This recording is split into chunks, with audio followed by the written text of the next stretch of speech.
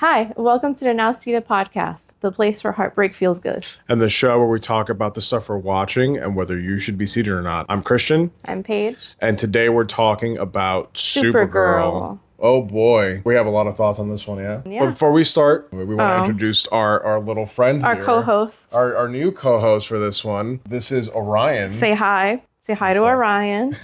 He is about he's about 3 years old. 3 years old. Bearded dragon. He's going to be reviewing this movie with us today. He also has some thoughts. So yeah, say hi. Don't baby. you? Say hi. Yes, I do. Spoilers. He didn't like it either. He wasn't there.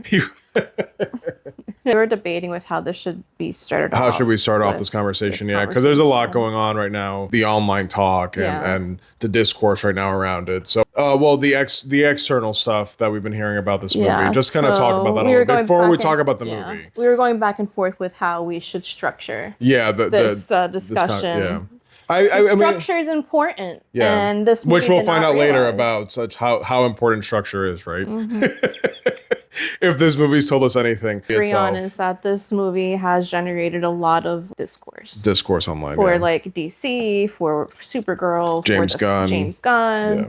So yeah, I think that's like one thing we can all agree on is the level of discourse this movie has. Yeah, and I think it is important to talk about it, not only just to add to the conversation, but just to add a bit of perspective when we talk about this movie, because it doesn't exist in a vacuum. So yeah, let's get right into it. So the box office, right?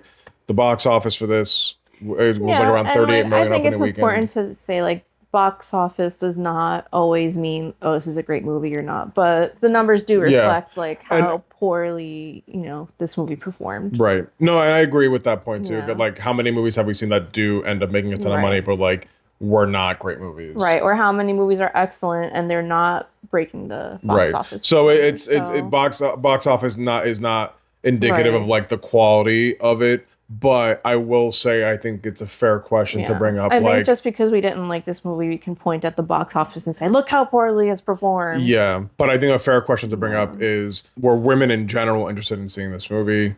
I don't know. Like, you know. I mean, I feel like in general, women do like the idea of Supergirl. As a woman, like not knowing ins and outs of this movie, would you have gone to see it? Did the marketing get you? Like because of the trailer? Yeah, just if you just only watched 100%. Like the trailer was excellent. Like the trailer alone, like it made me want to see this movie. Okay. But also, I think that Supergirl like generally resonates with a lot of women. Do you think that like women are generally drawn to Supergirl? Like how many little car ornaments are there of a little Supergirl logo? Just like men have their superheroes, like Supergirl, I think, is one the girls claim for themselves too. Yeah. Like, I asked if only because women do make up half of the movie going audience, and clearly, or not too many men went to go see this. Not almost no one went to go see this. It seems like women also didn't go see this. Let me ask you, as a man, are you inclined to go see Supergirl?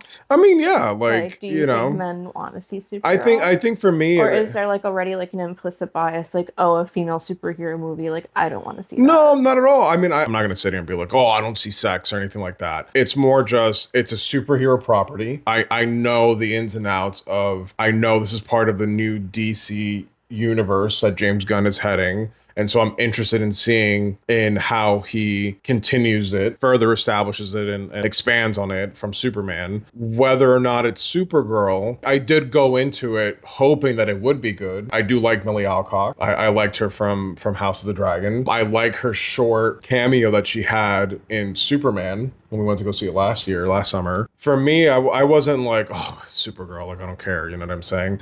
The trailers were okay for me. But I guess I'm the wrong person to ask, if only because I was already going to go see it regardless. If only because I'm interested and invested in what James Gunn is going or is doing with that universe. I guess it's more, the bias there is more like, I am the target audience in a way, just like in the superhero fandom communities. It is what it is. Like I did hope for it to be good. I'm never going to be oh my God, I know it's going to be bad. I don't think anyone goes into a movie hoping it's going to be bad. Yeah. But like, I just think genuinely like Superman was such a strong start. We know how James Gunn is. He's overseeing this. Maybe this is going to be, right there with Superman or even better. Right. To your question too, like Captain Marvel was very excited about seeing when it first came out. That was 2019 or so when it came out, 2018, 2019, around there.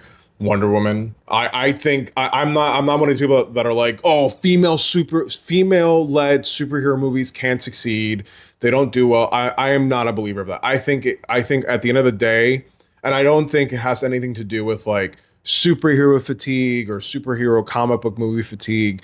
I don't think there's a fatigue. I think No, at the end of the I day, don't think it's fatigue has anything to do with this movie. no, It was it's just a I'm not good tired of hearing that movie. theory because Yeah. like it's not about I the think fatigue. that's just the excuse. It's the excuse. Yeah. Everything. Oh, people are tired. Like, no, dude. No. I'm always I going to be seated for a superhero movie. When it's not good, then it's like, well, then you just wasted my time. And there's always an opportunity to make it good.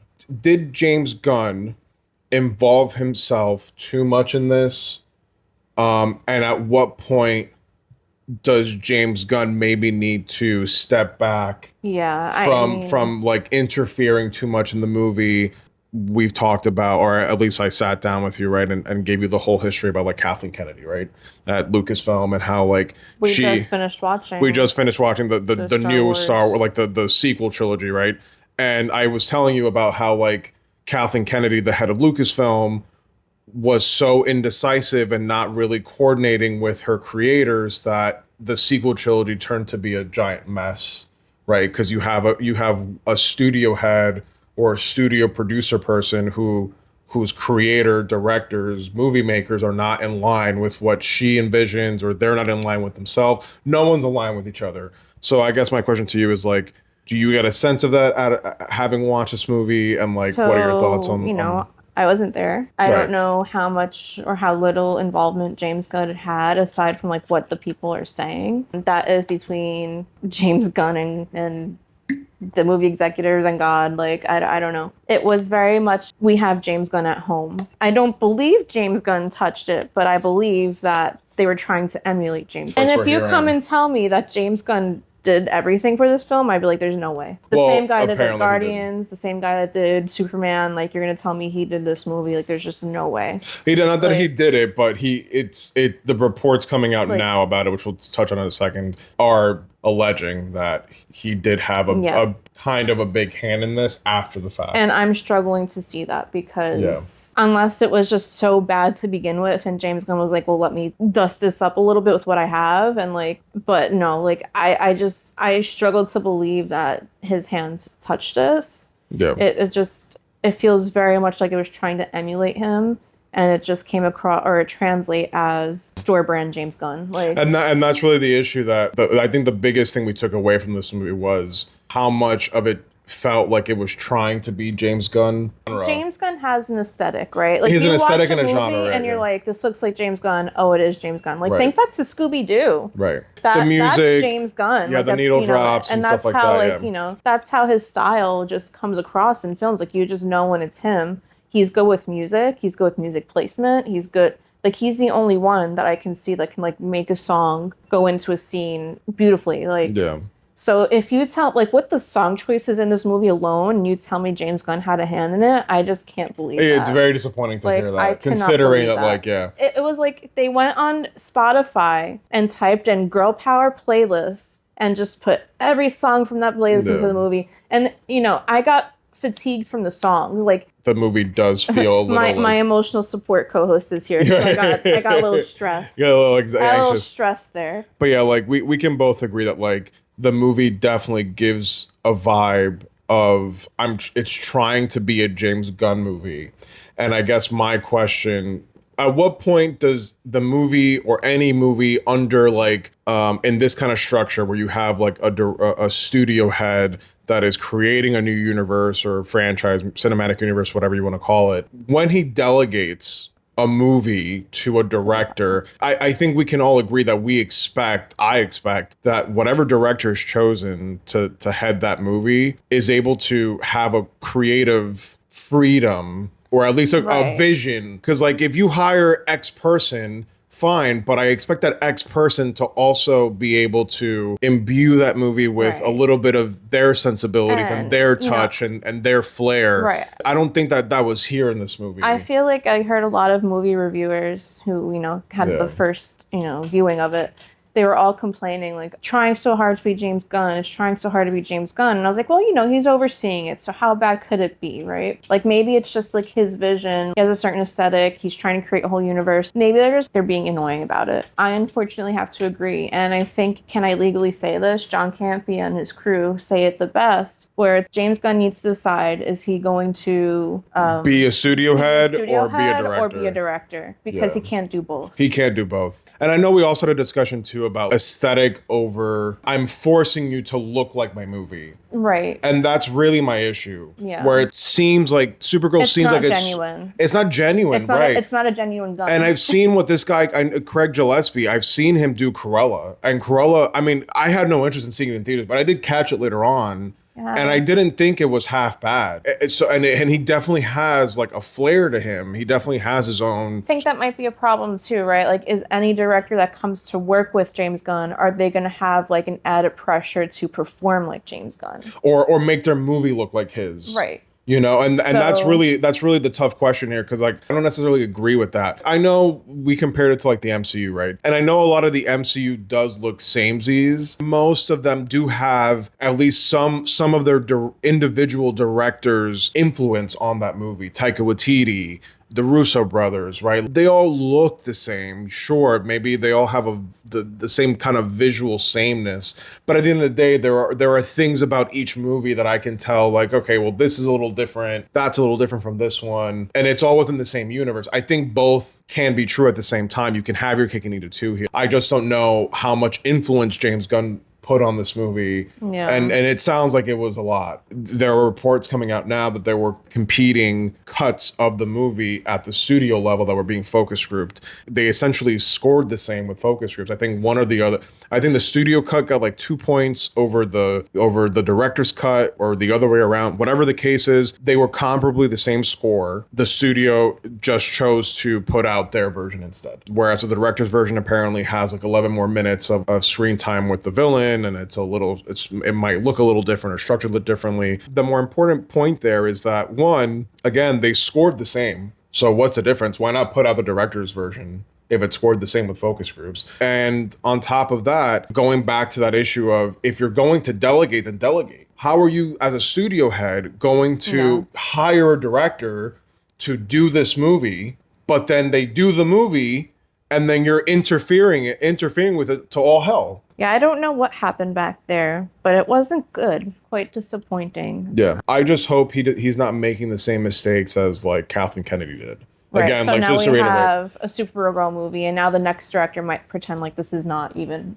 Not even real. Well, and that too, like, but also because it was so poorly received. I also don't want it to be that he hires someone else to do it to do another movie, whatever that movie is, and they're not aligned in a vision. If it takes him 6 months to interview directors to find a director he jives with and that understands what he's trying to do and can delegate out that movie to them, then take that time, because it's worse if you hire someone and then you think that the wrong fit, they complete your movie, and then you're toying with it to all hell after the fact, and then you get stuff like this. I gotta say, like, it's not even just director, it's also screenwriter too. The whole team's a total mismatch. I don't think it's fair to just put all the blame on just the director for this movie. I'm putting most of the blame here on James Gunn, because at the end of the day, I don't think the issue was that like Craig was a bad choice or not. It has to do with the fact of, did they understand the material? Clearly not. But also, if that was the case, James Gunn as a studio head, that is his job, to know whether or not they're a good fit for that particular script. But wasn't the whole thing like, I'm not releasing a movie unless I know it's good? That's a great point. I wanted to bring up too. Yeah, that's exactly what he said, is that he would not release. Like, and didn't he even hype the script? Like, oh, it's going to be so good, whatever. Yeah.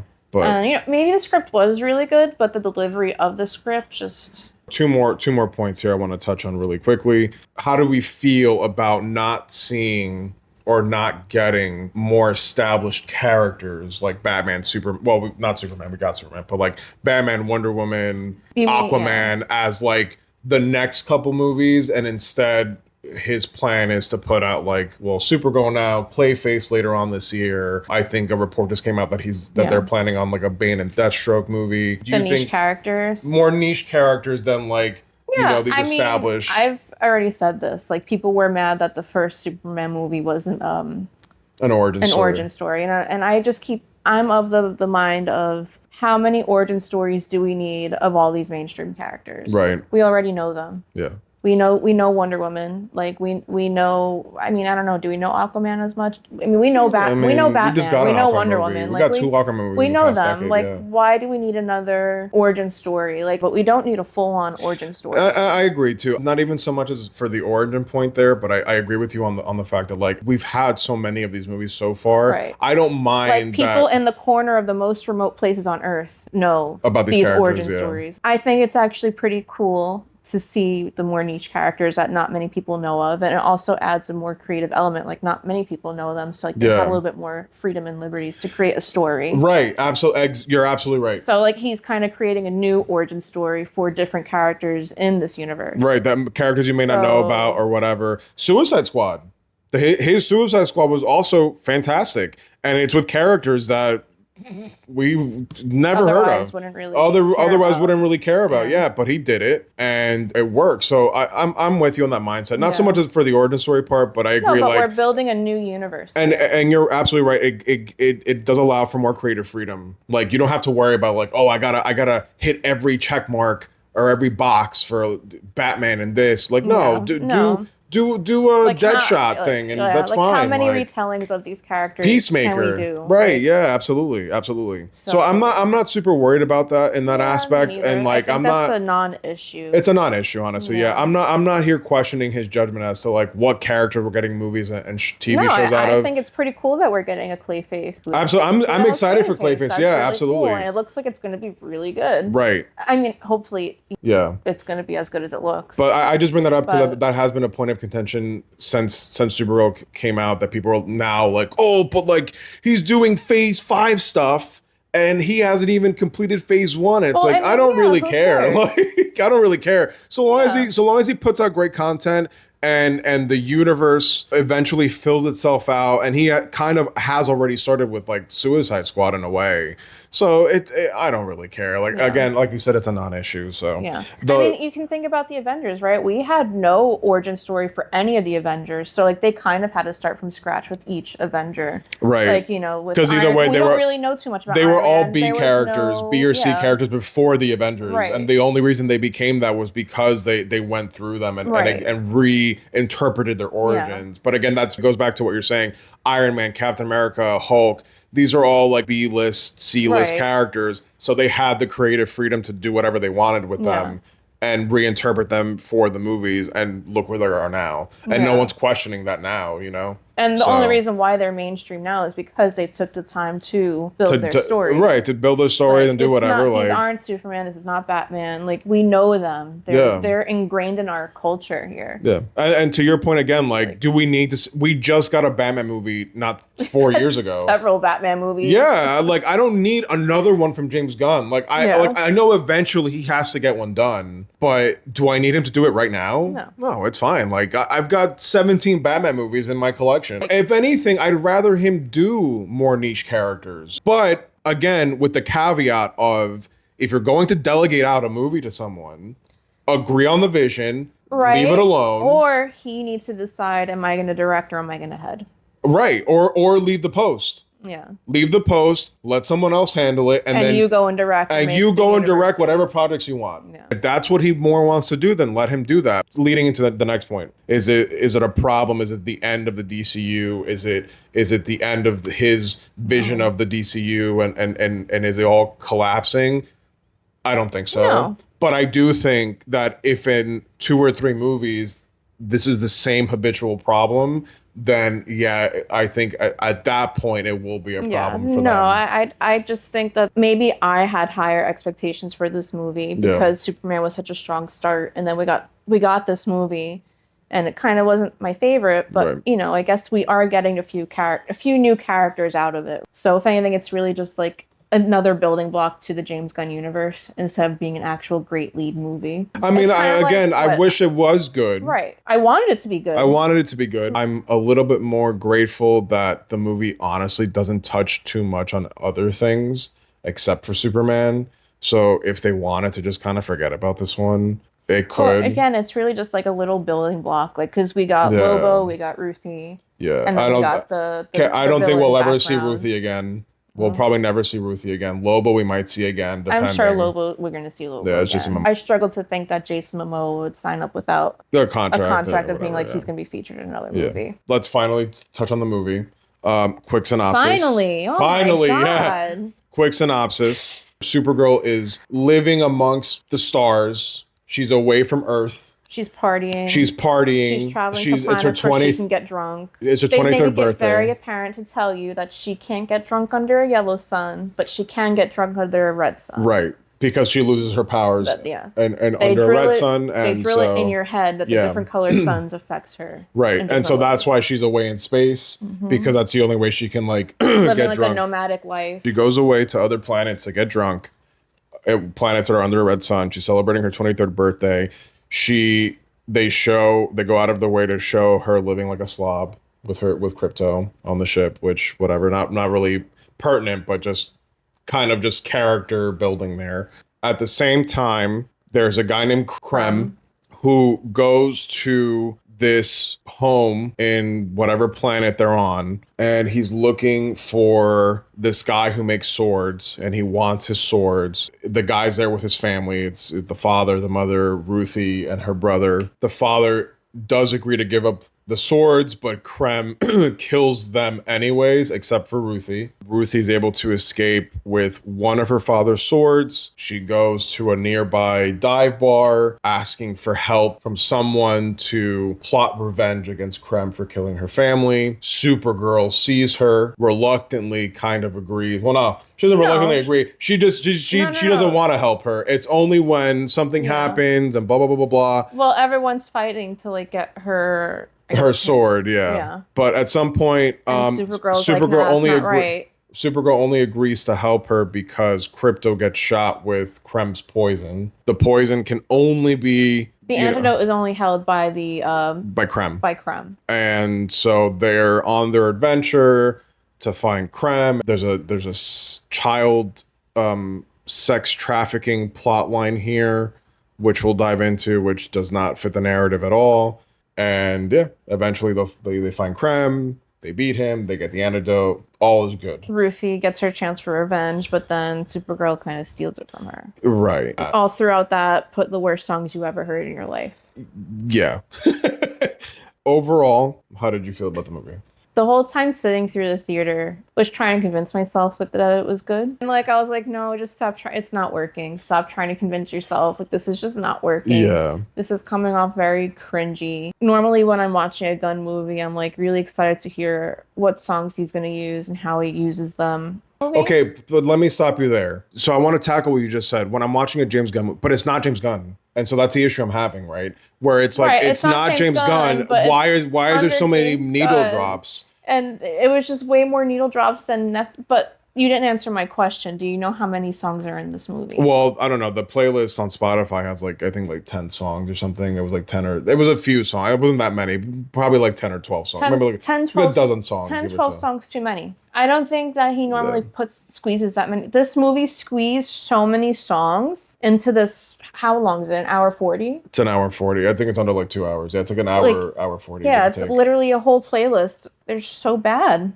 There was not one song that I walked out of there and I was like, wow, I really enjoyed how that was like placed in the movie. That's my biggest issue is the fact that like again we're talking about the James Gunn movie, and it's like I don't want it to be that.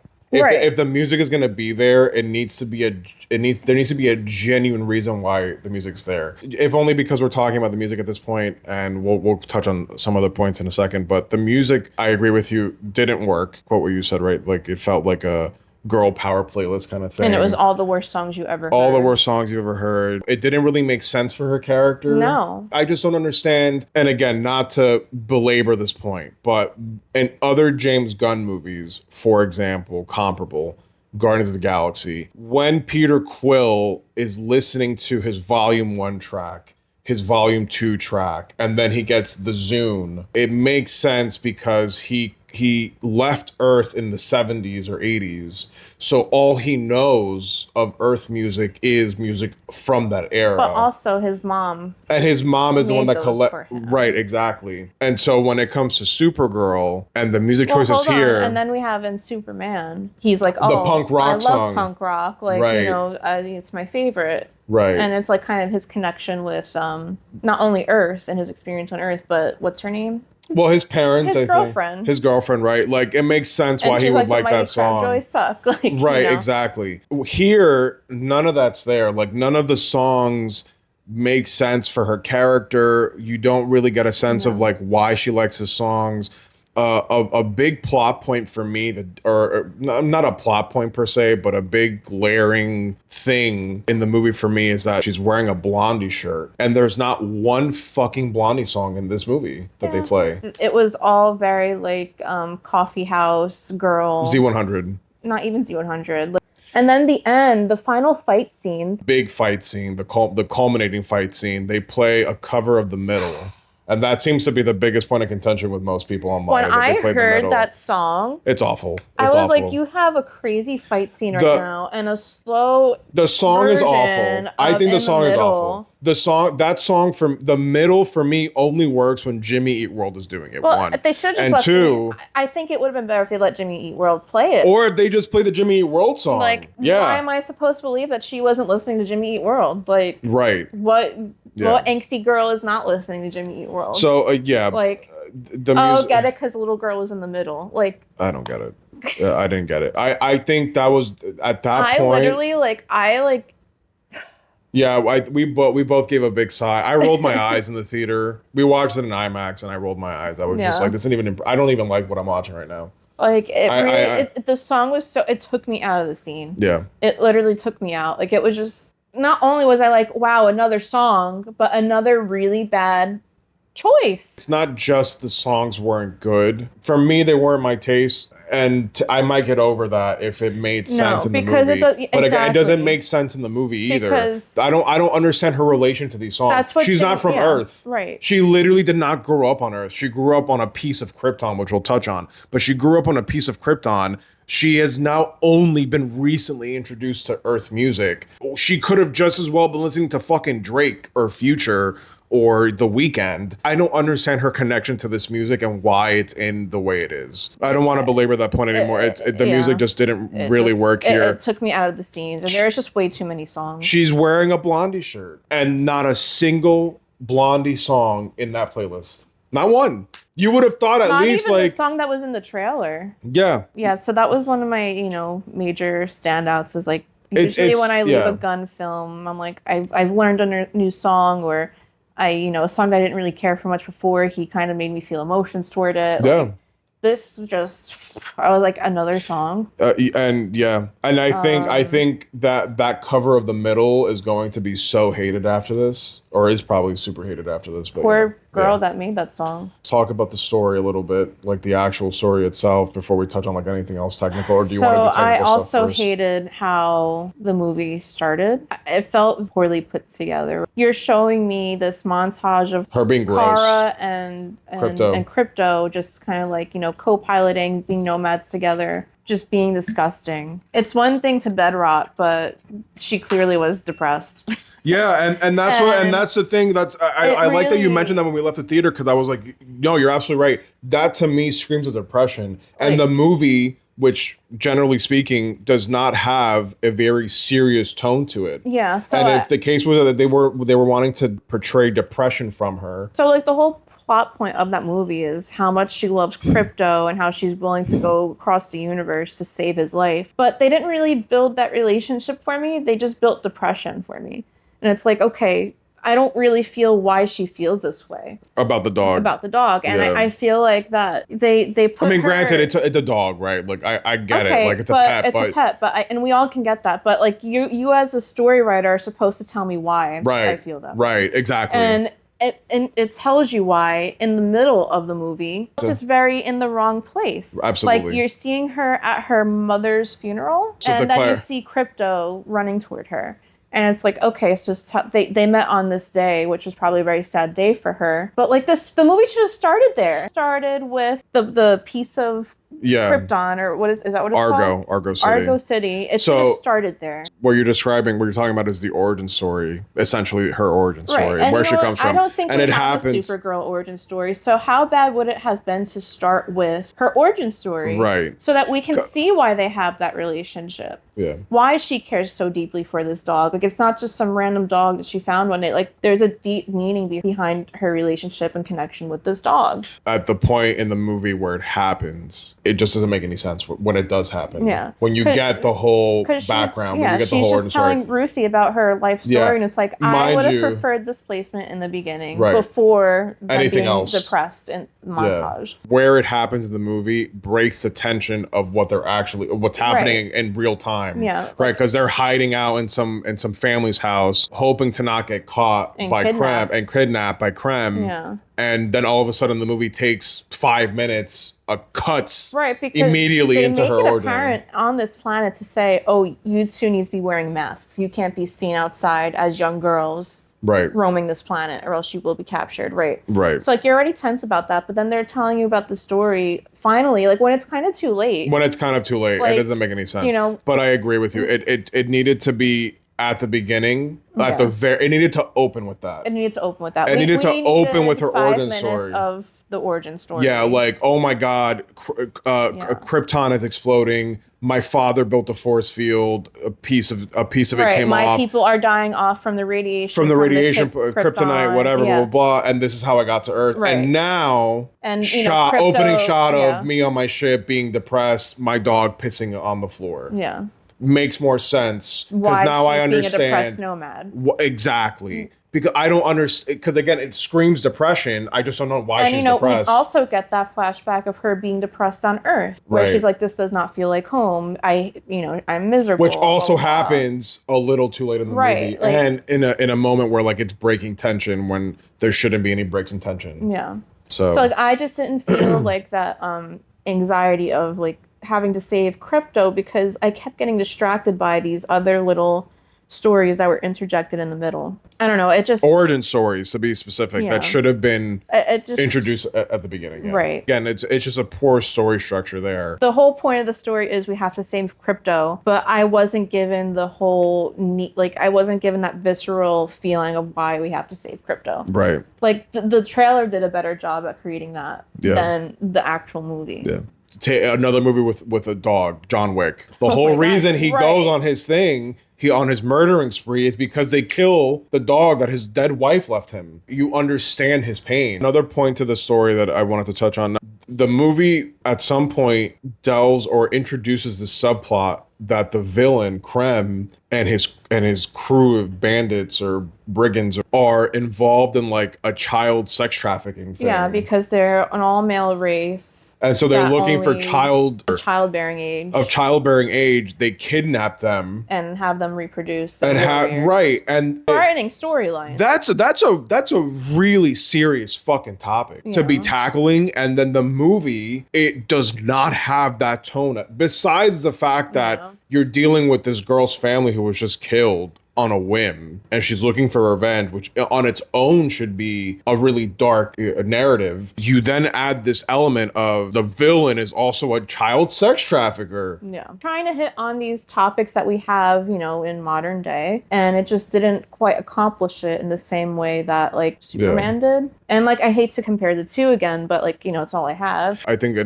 a more apt comparison is to Guardians of the Galaxy 3. Rocket is a product of like animal cruelty and testing and abuse. It informs his character, and there's redemption at the end. He frees the animals from the High Evolutionary's lab. Whereas here, what is Kara's connection to child sex trafficking? Has Kara ever been trafficked? Human trafficked? Has she ever been sex trafficked? I don't think so. It just felt... I don't care about her connection to it. But it doesn't play a part. Secondary to the whole thing. Like, that's what I'm saying. It's so secondary that it either forget it even happened. It serves no purpose in the story either way. Like, you could take it out and it doesn't matter. Yeah. Like, it doesn't matter if it's in there or not. Yeah. But it's just, for me, it's just a serious topic to introduce into this movie, and the fact that the tone of this movie is not that's fucking serious. It really isn't. It presents itself kind of angsty Yeah. young girl kind of doing whatever, and the music, that's a topic I expect from like a David Fincher movie, like Seven, but not this. So that for me also didn't really Yeah. work. I guess There was so many conflicts too. I felt like the conflicts lasted too long. Like when they're on that aircraft bus and then the female raider aliens. I actually really hated that scene too. what I wanted to bring up to you, just to get your thoughts on it, because for context, neither of us have read the graphic novel that this movie is based on, which is Speak for yourself. which is The Woman of Tomorrow, which was I didn't released in read it. like, I'm kidding. yeah, it was released in 2021. I haven't read it, but I did hear about it from Comic Pop recently, and so I got to hear like all the story beats. That bus scene was actually supposed, in the book, is a dragon, like some kind of metal space dragon. Well, then they that should have put a fight. metal space dragon. And that would have been way cooler. Yeah, that would have been way cooler. Like she fights a metal space, because the metal space dragon. Raiders and like a metal space dragon would have been way cooler. The metal space is trying to eat the bus because he eats metal. Like, was the metal dragon too expensive for them to recreate? Well, like, yeah, that would have been way cooler. Who knows? But my point, the reason I mentioned that is because it's clear just from even hearing the big plot points and certain aspects of the graphic novel that there is just a complete misunderstanding of the source material. And I think we talked about this when it came to Marvel too. And I've expressed, like, isn't there source material? Why aren't they following it? Even like the MCU though. In the MCU, yeah, they do go off the source material, but they also take their own liberties. Right. And the liberties they take typically 9 times out of 10 work better for the movie. Well, it didn't work this time for DC. Yeah. I just feel like, for this movie, yeah, for this movie. I just feel like you can tell when someone enjoys making comic book movies, and I don't know if this person enjoys making comic book movies. Well, it was also her first time. The writer Anna Nugira was her first time directing a feature. I don't know what her previous credit was. She only has like one other credit. This is like her first feature film. What it comes down to is that she wrote this movie not understanding fully what the comic is. And not saying that she has to do it beat for beat. No. But there's a specific reason why the graphic novel works. And if you're not capturing the essence of that, transforming that into something else that isn't in the spirit of the book, then it's make it like very, real life, like, like it's here in Earth. Because there's this one scene where they're in like the, where it kind of looks like the cantina scene from Star Wars. Where they're in the, bar and they're singing the live music. I know exactly what you're talking about, yeah. And, that's like one of our first or second, I don't know, fight scenes with music in the background. That's really bad. But Kara says, "Keep singing." It's like the Titanic. That also took me out of the movie. As if they would know what the fuck the Titanic is. It took me out. I was just like, why are we putting memes in the movie? Yeah, like as if these aliens from a different galaxy entirely would know what the fuck Titanic is. Like there were some very cringe, like the writing was very cringe and. But again, it goes back to the point that like there's a fundamental misunderstanding of the source material. The whole point about the child sex trafficking is not a point in the book. I'll tell you that much. So again, they just wanted to like bring like a modern take into this with what's going on in the modern world, just like Superman did. But Superman did a great job at it. Yeah. This one didn't. Yeah, no. And it's sex. It is such like it's a very heavy, important topic, and. And again, the movie doesn't have that tone, and it's ridiculous to me that they would even do something like that. But they could have just stuck with the whole revenge. Yeah. A bit more on the technical side of things. Let's talk about Millie Alcock, her performance, as well as Supergirl. I thought she was super flat in this.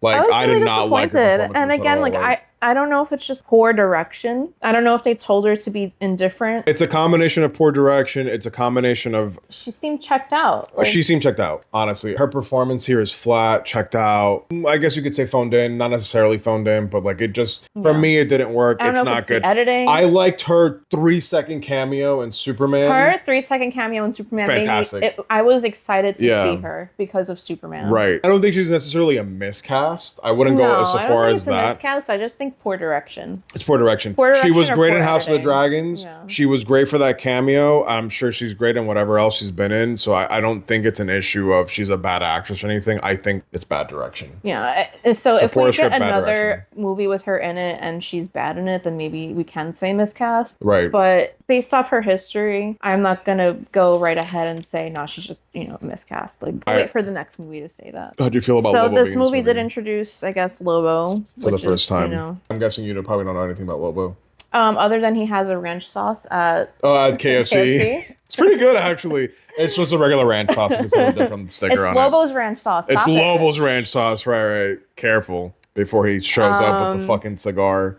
Lobo was, I think he was told, have fun with it. And Yeah. that's exactly what he did. He was fine. My biggest issue was his toy cigar. That looked ridiculous. Like, why did they give him a toy cigar? They should have just given him a real cigar or like some kind of fake. He's over here looking cigar, like a wrestler, like. Yeah, he And looks they like a gave cartoon. and they gave him a toy cigar. Yeah, it's like a caricature. Yeah. Yeah, he was fine. He had fun with it. I was indifferent. His introduction was okay. I was just indifferent to the character overall. Like if he wasn't there, I don't think it. I feel like if we're gonna add him, he needs to do something where it's like liked him and Ruthie teaming up together. that was interesting. I think that was a good part. I think that they were a good team, and I kind of wish they maybe showed a little bit more of that. And he was very pro, no, Ruthie, get your revenge. Don't, take that from her. Well, how do you feel about Ruthie? She could have been such a better character. She is a better character in the book. I'll tell you that much. I feel like they really dumbed her character down, and it was such a disservice. Because Ruthie clearly was kind of badass. And I keep saying you only get a one "stay here" line in a movie. She told Ruthie to stay here 3 times. She really undermined. A couple times in the movie. Yeah, too many times. Ruthie was clearly very useful, and I wish they made more use of her. I think they should have casted older because she is older in the book, and I think they should have casted older. No, and I think that would have worked a lot better with her character. I think they did a disservice to not have more trust in Ruthie. What's the word you all use? Nerfed her? They really nerfed her. She's clearly this girl that has some kind of weapons training. She comes from a very prestigious weapons family. Use her. The whole point of this movie is because Ruthie wants revenge on her parents.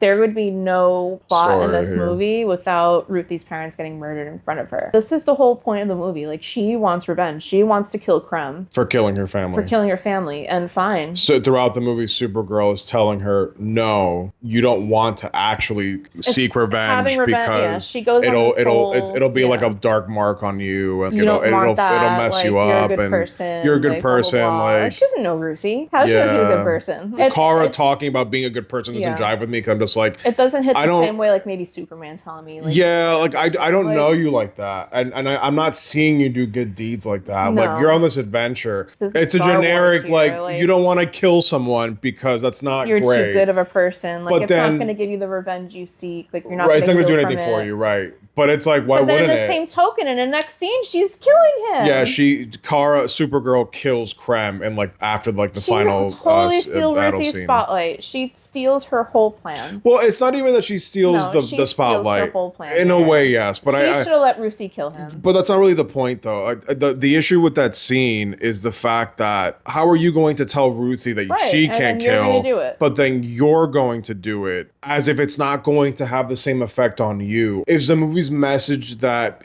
because Supergirl isn't invested in the similar way that Ruthie is about killing Krem, that it's better for her to do it, or that she's an adult?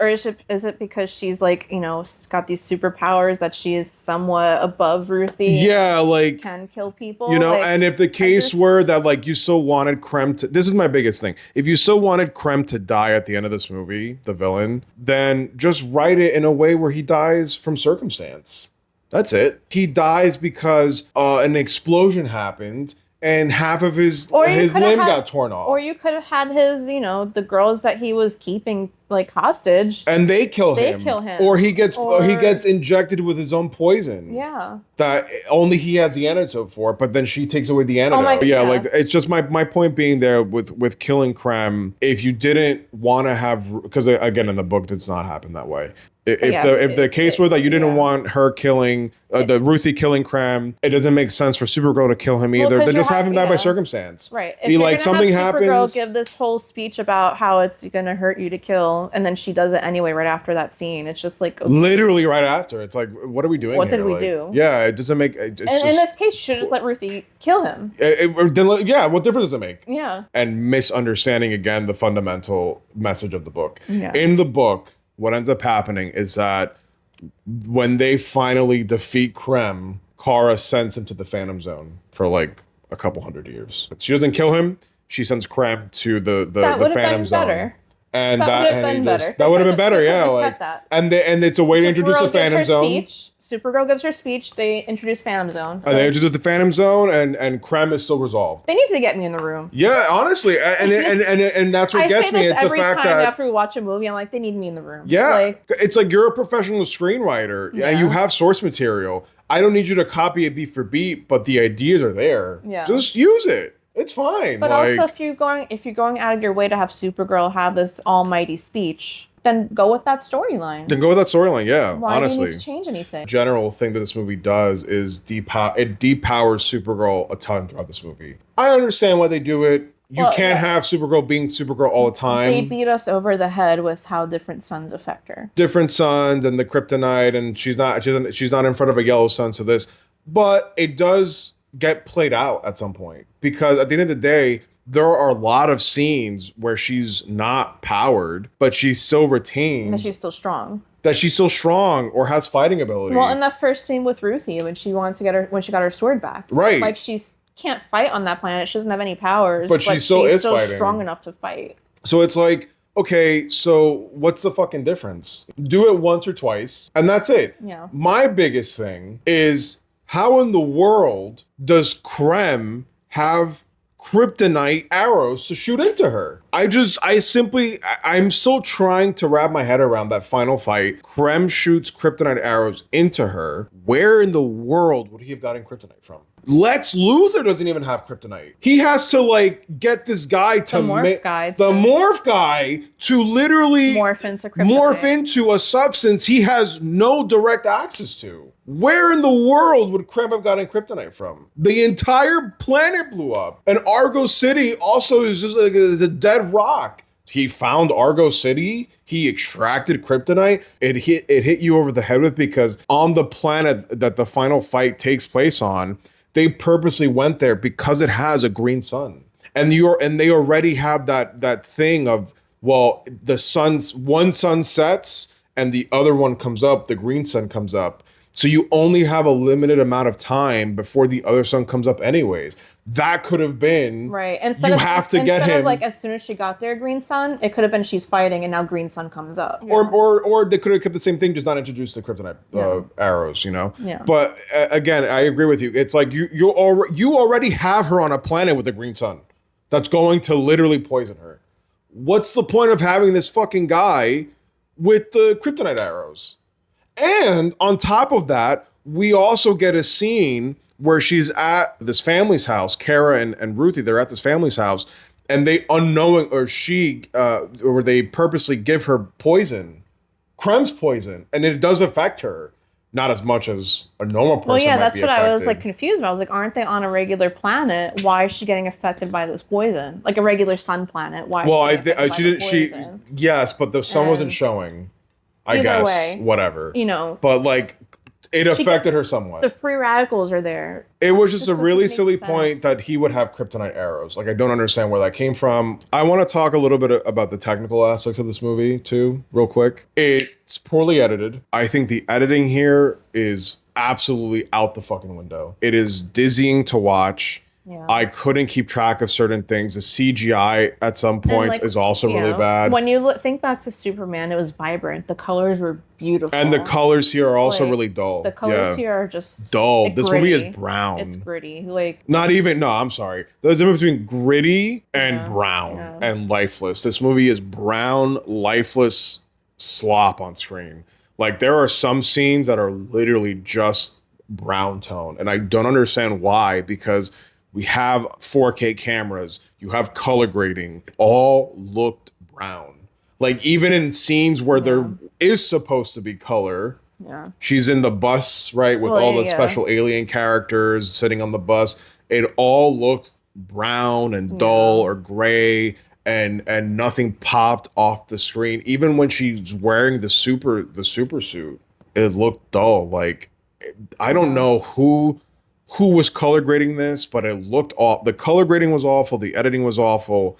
The CGI was, I think, particularly bad in a lot of scenes. All the technical aspects here really didn't work for me, and I'm not understanding why a movie with so much production budget would even have these issues to begin with. No. Like you're making a Supergirl movie. The posters are fucking bright, like burn your eye out bright. Trailer The trailer itself was bright. The trailer had more color. And then you watch the movie and it's all this brown hue there, brown hue. It's all this muddy brown color throughout, especially when they're on the planet with the where they're abducting the girls for the sex trade. It's unheard of. It's just I don't understand. I also want to touch on the final fight scene real quick too before we I end thought we with talked final. about that already. No, because the reason I want to bring it up is I don't this. want to think about it again. The not only was the final fight scene with the music choice for the final fight scene rather was bad. But what I want to talk about is this. Did you realize that the final fight scene here is pretty much identical to the fight scene in Superman when it's the Mr. Terrific fight in Superman and he puts Lois Lane in a force field. Yeah. And as he's taking out all the military people and the robots or what, the camera is spinning as she also spins and the camera follows her in a sweeping direction.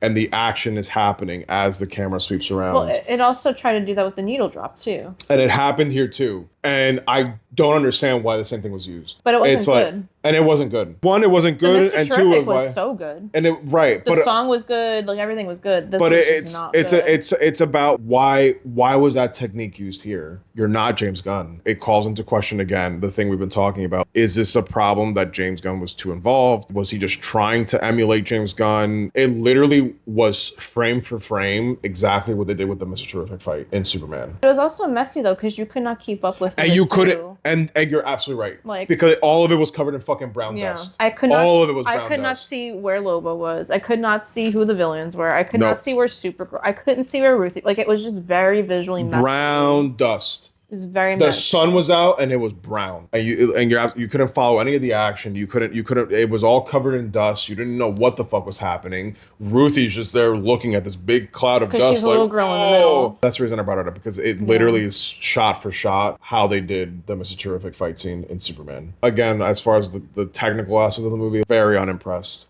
Just awful to look at. It's not fun to look at. I'm very sad because I was really excited for this movie. Yeah, we talked about this movie for weeks. I was like, oh, well, let me book us a seat. This is it's a female like superhero movie. It's going to be great. It looks so good from the trailer. The trailer makes me cry. I'm so sad that this did not hit. So one last question for you before we move on to final thoughts and our rating. Do you feel like this would have turned out differently if the director was female? No, I think that it would have turned out differently if the director and the writer had a stronger sense of the source material and appreciated the source material more. I struggled with myself because I'm like, well, is this like my own implicit bias, like a female lead movie and it's not good? Like, is it me? But I just genuinely think it was not good. So yeah, I don't think male, female, director, whatever. Like, I think that you need to make sure that your director and screenwriter have a deep love and appreciation for comic books. Otherwise, it's just not going to come across in the film. Or they just get the source material. Yeah, even if they don't like the character, it needs to be deeper than getting the source material. Like you need to have a love for it. Yeah. Because it's a privilege to be working on a comic book movie. It's such a privilege. And if you're choosing people that don't deeply have a deep love and adoration for these movies, it's going to come across on the screen. You can tell that James Gunn has a love for comic books and movie and just the genre. the way he delivers it on screen. Same can be said for the people that work on the Avengers movies too. Like, Right. you can tell that they have a love for it, the way they develop it on screen. I don't feel like these people love Supergirl. I don't feel like they love the source material. It was a tragedy. I'm really sad that this movie was not good. I've seen a lot of Yeah. people have that take, and I don't see what the No. point is, because like No. I don't see what the point. Not that I'd be upset if It's performative. it's That's performative. performative. It has nothing to do with male The or writer is female. It has to do with, do you have a love for the content you're about to make? Exactly. At the end of the day, the writer here is female. So, and I'm not saying, oh, they got their one woman. Like, no, all I'm saying is the writer's female. There is a woman present here in the process of making this movie, clearly, Yeah. and it still was shit. So I don't see what having a female director was going to change about that. If the story is fundamentally You wrong, don't got to recreate the wheel here. There's source material. yeah, Just love it. yeah, that's Love what I'm it saying. and Like, bring it to the screen with how much you love it. this is not a conversation about like, oh, are there enough women in the industry and this and the other. That's not what I'm saying. We're not touching that subject right No. now. All I'm saying is, if your argument is like, well, this movie should have been directed by by a woman, it's like My argument is, if you care and love women and whatever, then you would make a good movie. Having a female director is just performative. it's performative. You know, because again, it doesn't solve any problem with inequalities in the industry. No, it's performative. It's performative. Like, the movie, make a good movie with a female lead. That's what we need. It doesn't matter what gender's doing it. Just make a good movie. Matter. That's it. That's all it comes down to. Make a good script. Write a good script. Make sure it's a good script. Like, in fact, you just told me how much you hate women because you made such a bad movie. Yeah, I'm just saying, I just don't understand that point. Yeah, no, it's at the end of the day, that's all that performative activism. That, like, it's not truly going to change anything to have a female. Yeah. I mean, granted, again, like, if Unless it were the a female and made a really good one, then great, fantastic. But, like, also great. I don't think that changes anything. Bad. If it was a female, I would have been like, oh, well, that's what happens when we hire female. You're absolutely right. Yeah, that's a great fucking point. Right. If it was Like, a female that came out and did this, that's why we can't have females doing comic book movies. they don't get it. Yeah. So They're not up to task. They're not up to par Yeah. to actually direct this.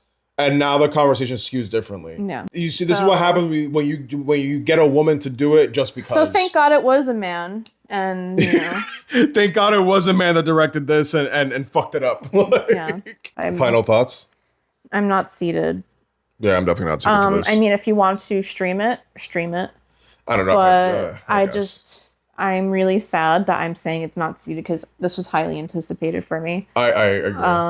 I agree. I'm also sad that it's not seated for me, because I want to go into this. Yeah, I was really amped. This weeks in advance. Yeah, Like, I was excited for this one, and I didn't go into it thinking like this is going to be like James Gunn's Superman. Like, I just figured it's going to be a good movie. right, well, because And James Gunn it'll- like really like set a good foundation with Superman. Right, and Like, it'll be just we a saw really Superman cool. 2 times. I could have saw Superman Yeah. like 5 times. Like, that movie was so It's a really good movie, I yeah. enjoyed it that much last year. It was one of my top movies from last year. Absolutely. It's Really like, disappointing that this did not Hold up. Hold up. I'm not seated, and also I counter to your point, I wouldn't even stream it or see it at home, if only because this doesn't really do anything to further the universe I don't even anyways. know if I would watch it again. I Like, yeah. I told him, like, I wouldn't even want you to buy this. I wouldn't buy this just on to complete a 4K. collection. Just like, Like- yeah, no. And again, it's not even like you should watch it because there is stuff that expands the universe or expands lore or whatever. There's nothing in here that does anything for the If universe. anything, it just tells you about the planet. And Yeah, it's the just a floating, planet that came from it. But yeah, exactly. It tells you more about Argo City and Kara's thing about it, and her, or rather her history about it, and that's really about it. But it's not integral to the universe as a whole. It's not like okay, well, just stream it at home and watch it just because you should see how it pushes the universe forward. There's none of that here. I can't recommend it to stream. it's really slop. It's bordering on slop. Yeah. It's bordering on slop. And you know what it is too? Is it as bad as like other movies that we may have seen this year, whatever? Hold on. Or other superhero movies? After we watched Supergirl, I watched Wuthering Heights. And we were big Wuthering Heights haters. We're like, oh, we're not going to see this stupid. I liked Wuthering Heights more than I liked Supergirl. I would say watch Wuthering Heights before watching Supergirl. But it's just unfortunate all around. I'm very sad to report to you all that I'm not seated. Yeah. But maybe you are seated, and if you are seated, then tell us why you're seated, and counter our points. Counter our points. Let us me know. Leave Let us me your know why thoughts. you Yeah. like it. Yeah. Especially if you liked it. I'm happy to be challenged. I'm happy to hear other opinions that aren't, my echo chamber. I'm just relieved though that like the majority opinion here is that like it's not good, and that's fine. I'm not, Yeah. and it's not to hate on the movie. It's just more just like, okay, like it's not just me. It's not just me. No. I'm just relieved on that point, right? Yeah. But again, like if you did like this movie, like you're saying, please leave us your thoughts, counter our points, let us know why you liked it, and we can have a discussion. But we look forward to hearing it. We look forward to hearing it. Yeah. Any final thoughts for you? Worm. Mm-hmm. Mm-hmm. Yeah. Yeah. No, I agree. I agree. Totally agree. What about you, sir? He was licking his butthole. Go ahead. Go ahead. What are your... What is that? Why are you putting it to my face? But yeah, I'm pretty tired after this one. So yeah, leave us your thoughts, comment, like, subscribe. Now seated. Till next time.